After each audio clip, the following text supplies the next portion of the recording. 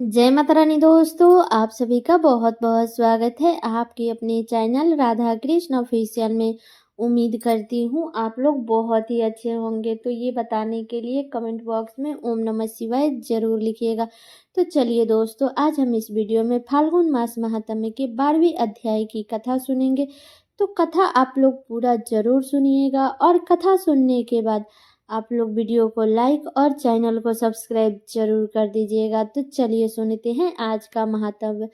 पूर्व काल में शिलाद नामक एक धर्मात्मा मुनि ने अपने पितरों के आदेश से मृत्युहीन और आयोनिजित पुत्र की कामना से भगवान शिव की कठोर तपस्या की। शीघ्र प्रसन्न हो जाने वाले भगवान भोलेनाथ उनके तप से प्रसन्न हुए और साक्षात प्रकट होकर उनसे वर मांगने के लिए कहा। शिव बोले कि मुनिवर, मैं तुम्हारी तपस्या से प्रसन्न हूँ, मुझसे कोई वर मांगो।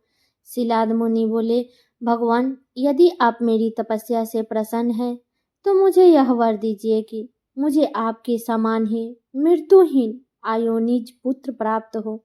तब भगवान शिव ने कहा, हे तपोधन विप्र, हालांकि मैं जगत का पिता हूँ, तो मैं भी तुम्हारी तपस्या से प्रसन्न होकर कहता हूँ कि मैं तुम्हारे आयोनिजित पुत्र के रूप में अवतार लूंगा और उस अवतार में मेरा नाम नंदी होगा।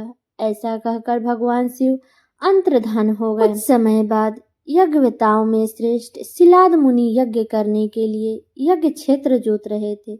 उसी समय उनके पसीने के बूंद से एक पुत्र उत्पन्न हुआ।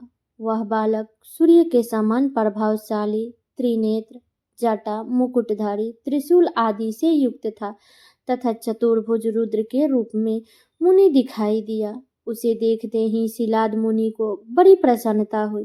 वे बालक को अपनी कुटिया में ले गए, जहां जाकर बालक ने साधारण मनुष्य का रूप धारण कर लिया। मुनि बड़े ही प्यार से उसका पालन पोषण करने लगे। उन्होंने उसके जात कर्म आदि करवाकर उसका नाम नंदी रखा। बालक 5 वर्ष की आयु तक सभी वेदों और शास्त्रों का ज्ञाता हो गया। 7वां वर्ष पूरा हुआ तो वहां 2 मुनि मिलने आए। उनमें से एक का नाम मित्र था और दूसरे का नाम वरुण। उन्होंने मुनि शिलाद को बताया कि आपके पुत्र की आयु मात्र 1 वर्ष ही शेष है। यह जानकर शिलाद मुनि चिंतित हो उठे। तब नंदी ने अपने पिता को आश्वासन बंधाया। उनसे आत्मविश्वास पूर्वक अपने पिता से कहा कि पिताश्री, आप चिंतित ना हो, यमराज मेरा कुछ नहीं बिगाड़ पाएगा। शिव काल के भी काल है। मैं भगवान शिव की आराधना करूंगा और उसके प्रभाव से मृत्यु पर विजय पाऊंगा। ऐसा कहकर नंदी वन को चले गए और भगवान शिव की प्रसन्नता के लिए तपस्या की। उन्होंने 3 नेत्र, 10 भुजाएं और 5 मुख वाले भगवान सदा शिव का ध्यान लगाया तथा रुद्र मंत्र का जाप किया। उनकी तपस्या से प्रसन्न होकर भगवान शिव और माता पार्वती प्रकट हुए। उन्होंने नंदी से कहा कि शीलानंदन, तुमने बड़ा ही उत्तम तप किया है। मैं तुम्हारी इस तपस्या से परम संतुष्ट हूँ। तुम्हारे मन में जो अभिष्ट हो मांग लो। नंदी भाव विभोर होकर उनके चरणों में लेट गए। तब शिव ने उन्हें उठाया और बोले कि वत्स, उन दोनों विप्रों को मैंने ही भेजा था। तुम्हें भला मृत्यु का भय कहाँ? तुम तो मेरे ही समान हो।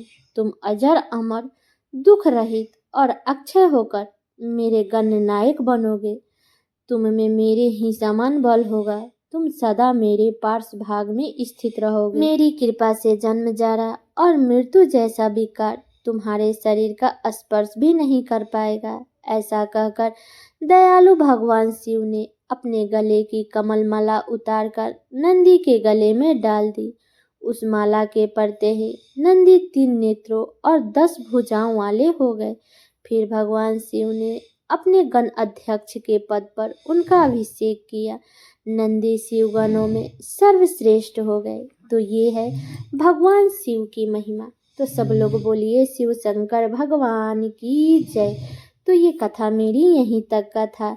कैसा लगा ये कथा आप लोग कमेंट करके ज़रूर बताइएगा। चैनल पे नए आए हैं तो सब्सक्राइब कर दीजिएगा, वीडियो को लाइक कर दीजिएगा और वीडियो को शेयर कर दीजिएगा ताकि हर कोई फाल्गुन मास महात्म्य की इस अध्याय की कथा को सुन सके। तो चलिए दोस्तों, मिलती हूँ अगले वीडियो में किसी नए वीडियो के साथ में। तब तक के लिए नमस्कार।